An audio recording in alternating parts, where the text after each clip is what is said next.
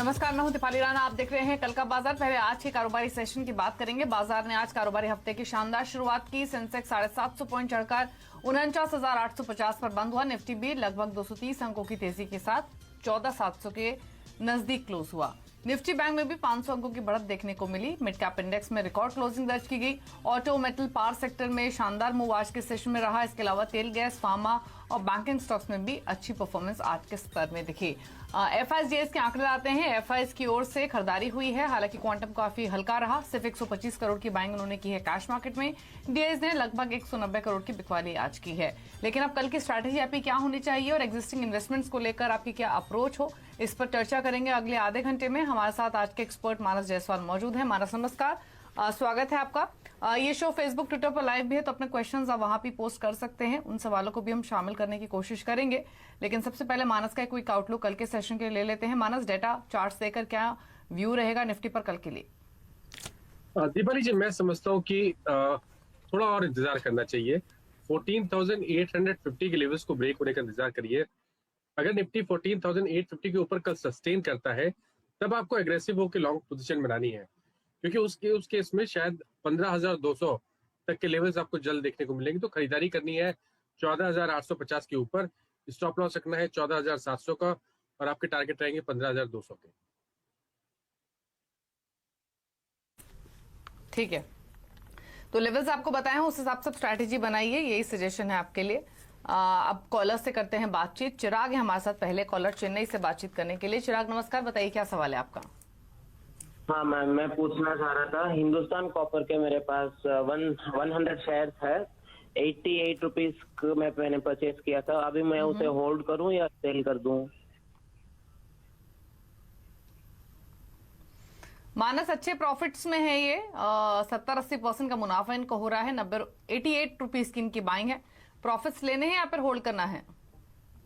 मैं समझता हूँ कि बने रहना चाहिए। देखिए, मीडियम टर्म चार्ट्स पे एक ब्रेकआउट देखने को मिला है, जिसके टारगेट करीब 210 से लेकर 220 के आसपास आते हैं। तो यहाँ से भी करीब 50-60 पॉइंट का अपमूव देखने को मिल सकता है।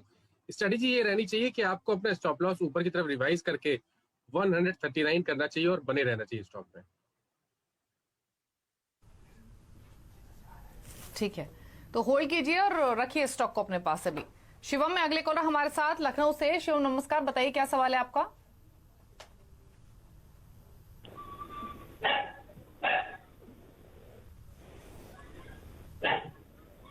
हेलो जी मैम, मेरे की ऑडियो नहीं आ रही है, इसीलिए अगले कॉलर से बात कर लेते हैं।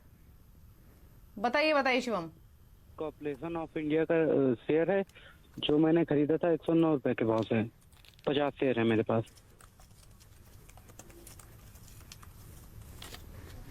ओके, पूछ लेते हैं। मानस, कुछ कमेंट कर पाएंगे? ये तो बहुत ही रिसेंट लिस्टिंग है, हाल ही में डेब्यू किया है, लास्ट वीक ही, और मुनाफे में भी है ये। प्रॉफिट्स ले लें कुछ, मतलब चार्ट्स पर तो आप कोई कमेंट ही नहीं कर पाएंगे, बट कोई सजेशन इनके लिए या फिर अवॉइड करेंगे? नहीं, मेरा सजेशन यही रहेगा कि एक फंडामेंटल एनालिस्ट से आप व्यू लीजिए तो बेहतर रहेगा। टेक्निकल एनालिस्ट के लिए व्यू देना इस पे डिफिकल्ट रहेगा। जी, निकुंज से बातचीत करते हैं। गाजियाबाद से हैं हमारे पास फोन लाइन पर। निकुंज, नमस्कार, बताइए क्या सवाल है आपका? हाँ जी, मैंने ना हिंडाल्को के 345 पे 1000 शेयर्स लिए हुए हैं। तो इसका मतलब अभी थोड़ा सा बीच में लॉस में भी गया था ये, तो अभी क्या करना चाहिए? इसको होल्ड करना चाहिए? अभी आज 344.1 का रेट है। ठीक है, हिंडाल्को पर क्या सजेशन रहेगा? इनके बाइंग प्राइस के आसपास ही ये स्टॉक ट्रेड हो रहा है। मानस, रखें स्टॉक को या फिर कोई और सजेशन? देखिए, इनके बात करने से ऐसा लगता है कि शायद ये ट्रेडर है, तो मेरे हिसाब से हिंडाल्को में बने रहना चाहिए। 329 रुपए के नीचे आपको स्टॉप लॉस रखना है। पैटर्न पॉजिटिव लगता है और उम्मीद करिए कि यहाँ पर आपको 365 से 370 तक के लेवल्स हिंडाल्को में जल्द देखने को मिलेंगे। तो बने रहिए, स्टॉप लॉस जरूर रखिए 329 रुपए का। ठीक है, होल्ड कीजिए। स्टॉप लॉस आपको बताया गया है, उसको मेंटेन कीजिए हिंडाल्को पर। 329 का स्टॉप लॉस रख लीजिए, यही सजेशन रहेगा।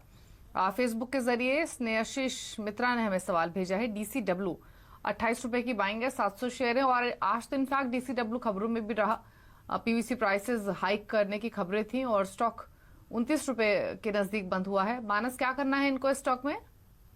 देखिए पॉजिटिव चार्ट्स हैं, उम्मीद करिए कि 32-33 रुपए के मूव आपको जल्द देखने को मिल सकते हैं, तो बने रहिए। 26 रुपए के नीचे स्टॉप लॉस रखिए।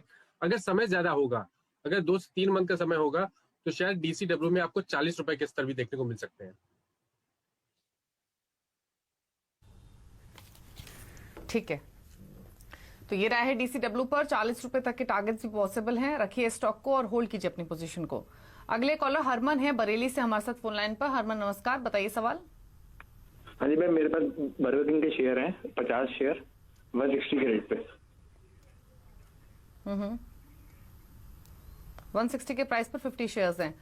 अगेन मानस, ये भी रीसेंट लिस्टिंग ही है, नुकसान में भी है ये। कोई कमेंट आपका बर्गर किंग पर? देखिए चार्ट्स वीक लगते हैं, शॉर्ट टर्म चार्ट्स वीक लगते हैं।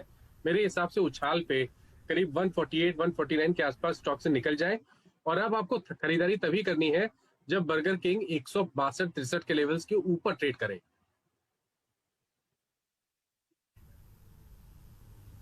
ठीक है, तो अभी तो आप सेल ऑन राइज की स्ट्रैटेजी होनी चाहिए, क्योंकि चार्ट्स पर ये स्टॉक वीक लग रहा है। एक 160-162 इंपॉर्टेंट लेवल्स रहेंगे फर्दर तेजी के लिए। अगले कॉलर से कनेक्ट करते हैं। चेतन है बिहार से। Chetan ji, good evening. Good evening madam. Good evening madam. बताइए कौन सा शेयर आपके पास? आईजीएल 525 का है, 1000 शेयर लिए हुए हैं और 3 महीना होल्ड कर सकते हैं।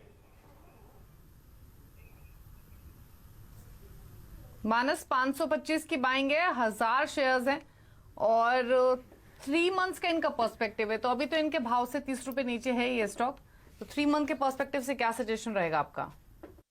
देखिए मैंने जो इसका आंसर दिया था कि इसको इसमें स्टॉप लॉस लगाई 480 रुपए का, वो ये सोच के दिया था कि ये जो क्वेश्चन था ये शॉर्ट टर्म ट्रेडिंग के लिए था। लेकिन जैसे इन्होंने बताया कि 3 महीने तक होल्ड कर सकते हैं, तो मेरी राय में स्टॉप लॉस थोड़ा सा डीप रखें। 200 दिनों के मूविंग एवरेज के नीचे इनको स्टॉप लॉस रखना है। 460 रुपए के नीचे स्टॉप लॉस रखें और बने रहे।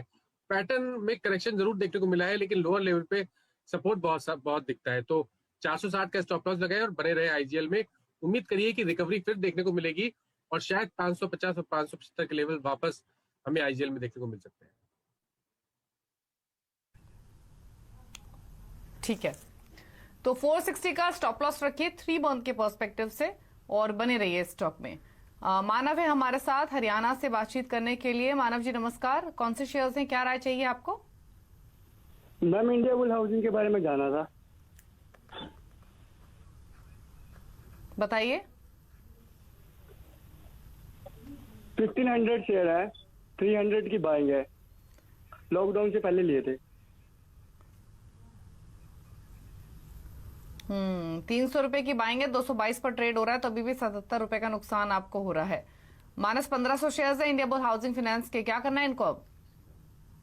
देखिए बहुत पहले की बाइंग है और इन्होंने शायद लोअर साइड पे 95 तक के स्तर भी देखे हैं, लेकिन अब ऐसा लगता है कि स्टॉक ने कुछ रिवर्सल के साइन दिखाए हैं। पॉसिबिलिटी ज्यादा है कि आने वाले समय में हमें रिकवरी देखने को मिलेगी और शायद 280 या 275 तक के स्तर देखने को मिल सकते हैं। तो बने रहने की सलाह है, 200 रुपए के नीचे स्टॉप लॉस रखें। ठीक है, तो होल्ड कीजिए, 200 रुपए के नीचे स्टॉप लॉस मेंटेन कीजिए और फिलहाल आप रख सकते हैं आईबी हाउसिंग को। राकेश है हमारे साथ लखनऊ से। राकेश जी नमस्कार, बताइए क्या सजेशन, क्या सवाल है आपका और क्या सजेशन चाहिए आपको? मेरे पास मारुति है, मैंने दिसंबर में लिए थे 8,300 के। अच्छा ठीक है, पूछ लेते हैं मानस का क्या सजेशन रहेगा मारुति पर। मानस नुकसान हो रहा है क्योंकि 8,300 की इनकी बाइंग है, स्टॉक 7,000 पर ट्रेड कर रहा है, तो इनके भाव से ऑलमोस्ट 1,300 रुपए नीचे है ये स्टॉक। तो क्या करना चाहिए? हाल फिलहाल की इनकी बाइंग है, मतलब 2 महीने हो चुके हैं ऑलमोस्ट, क्या सजेशन है अब? देखिए मारुति ने डेफिनेटली डिसअपॉइंट किया है पिछले 2 महीने में। 8,200 से स्टॉक फिसल के 7,000 के लेवल्स तक आ गया है, लेकिन इम्पॉइंट ये है कि अब स्टॉक अपने 200 दिनों के मूविंग एवरेज के आसपास बेस बनाने की कोशिश कर रहा है। तो मेरे हिसाब से तो मारुति में बने रहें, स्टॉप लॉस रखे 6700 का, और जब स्टॉक 71-75 के ऊपर निकले तब ये एवरेज कर सकते हैं, क्योंकि उस केस में मैं समझता हूँ कि वापस इनको 7700 7800 के लेवल्स देखने को मिलेंगे। तो फिलहाल के लिए बने रहे 6700 के नीचे स्टॉप लॉस रखें। ठीक है, होल्ड कीजिए 6700 के स्टॉप लॉस के साथ। फेसबुक के जरिए एक सवाल आया है संजय का। सवाल है इनका शिल्पा मेडिकेयर पर 430 के प्राइस पर इन्होंने 500 शेयर्स खरीदे हुए हैं और जानना चाहते हैं कि अब क्या करना चाहिए इनको। तो मानस एक बार देखिए स्टॉक के चार्ट सर इनके लिए बताइए क्या सजेशन रहेगा, क्योंकि स्टॉक अब 366 पे आ चुका है, कांस्टेंट अंडर परफॉर्मर रहा है पिछले कुछ महीनों में और नुकसान भी है इनको। क्या करें अभी ये? देखिए यहाँ पर ट्रेंड निगेटिव है, lower top lower bottom charts पे क्लियरली दिख रहे हैं और मैं उम्मीद करता हूँ कि वापस हमें 325 लेकर 300 तक के स्तर देखने को मिलेंगे। तो कभी उछाल मिले और 375 से 385 के स्तर देखने को मिले तो वहां पर निकल जाए। और अब खरीदारी तभी करनी है जब स्टॉक 400 रुपए के ऊपर सस्टेन करे।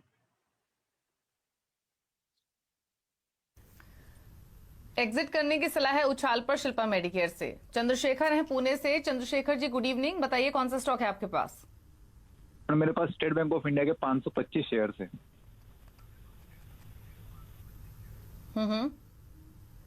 किस प्राइस पर? हाँ,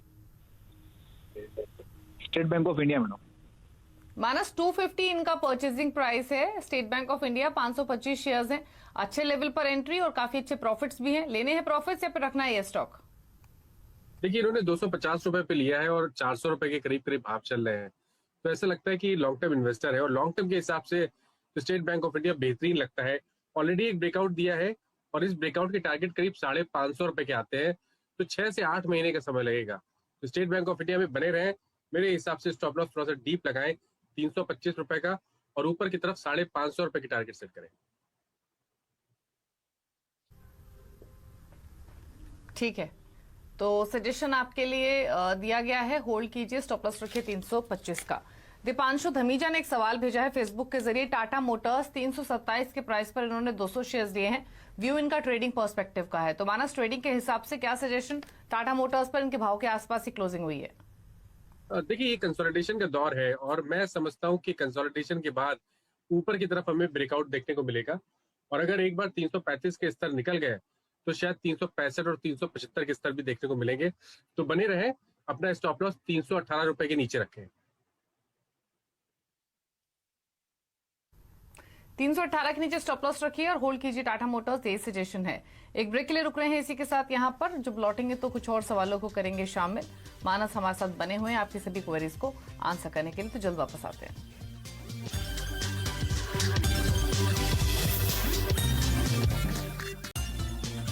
आप देख रहे हैं कल का बाजार। मानस है हमारे साथ आपकी क्वेरीज को आंसर करने के लिए और अब फटाफट से फेसबुक के सवालों को करते हैं शामिल। और पहला सवाल ले लेते हैं। सरिता जैन ने सवाल भेजा है एचसीएल टेक पर मानस 975 की बाइंग है, व्यू लॉन्ग टर्म है।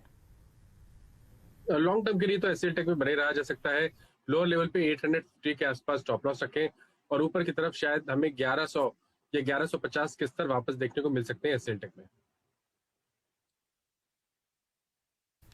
केयूर प्रजापति ने एक सवाल भेजा है, भारती एयरटेल पर व्यू लेना चाहते हैं। इनका परचेजिंग प्राइस 550 का है। स्टॉक आज काफी लुढ़का और अब इनके भाव के नीचे, क्या सजेशन? देखिए स्टॉक 400 वीक लग रहा है। अब केवल एक सपोर्ट है 200 दिनों का मूविंग एवरेज जो कि 514 रुपए के आसपास है। तो उसके नीचे स्टॉप लॉस जरूर रखें।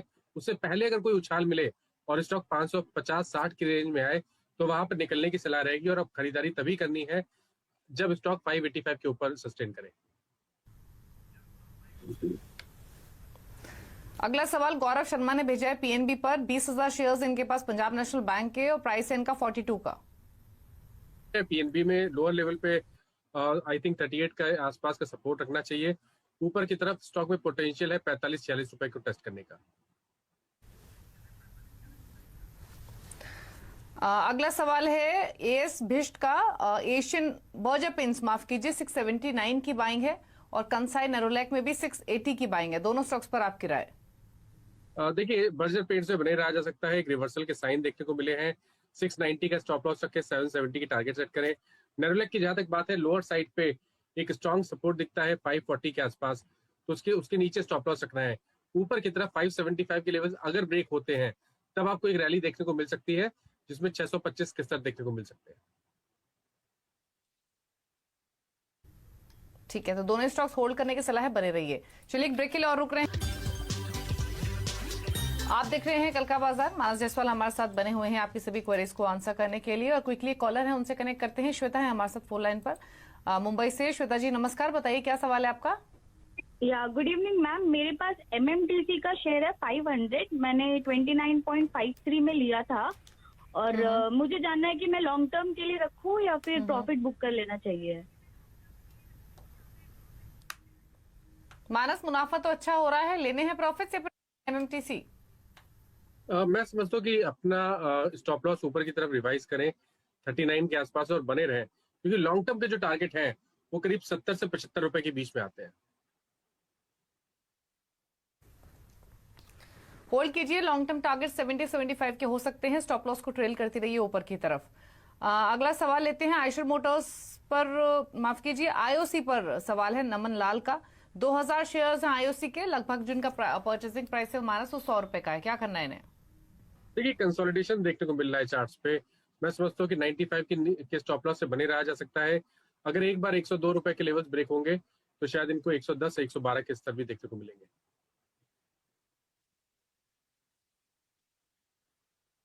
अगला सवाल हमें भेजा है रवि ने, BPL पर इनका सवाल है। 19 रुपए के प्राइस पर इन्होंने शेयर्स खरीदे हुए हैं मानस। एक बार इसके चार्ट देख के बताइए इनके लिए क्या सजेशन रहेगा। 19 रुपीज का परचेजिंग प्राइस है, BPL में 21 रुपए पर ट्रेड हो रहा है। देखिए चार्ट्स पे तो कुछ दिख नहीं रहा है, कंसोलिडेशन दिखता है, कोई भी ट्रेंड नहीं दिख रहा है। तो मेरे हिसाब से तो अगर ये बने रहना चाहते हैं तो पहला काम करें 19 रुपए का ही स्टॉप लॉस रखें, उसके नीचे जाए तो निकल जाए। ऊपर की तरफ स्टॉक अगर 27 के लेवल्स ब्रेक करेगा तब आपको एक बड़ा मूव देखने को मिलेगा और शायद उस केस में 37 से 38 रुपए के स्तर भी देखने को मिल सकते हैं। तो बने रहे, लेकिन 19 का स्टॉप लॉस जरूर रखें। ठीक है, 19 रुपए का स्टॉप लॉस रखिए और होल्ड कीजिए स्टॉक को, ये सजेशन है। शुक्रिया मानस सभी क्वेरीज को आंसर करने के लिए। कोई डिस्क्लोजर आपकी ओर से? देखिए जिन स्टॉक्स के बारे में बात की गई है इसमें किसी में भी पर्सनल होल्डिंग नहीं है, लेकिन यही एडवाइस अपने क्लाइंट्स को दी हुई हो सकती है। ठीक है, शुक्रिया आपका शो का हिस्सा बनने के लिए और सभी सवालों पर अपनी राय देने के लिए। इसी के साथ कल का बाजार में इतना ही, लेकिन खबरों पर लगातार अपडेट के लिए CNBC आवाज से जुड़े रहिए ट्विटर, फेसबुक और यूट्यूब के जरिए। नमस्कार।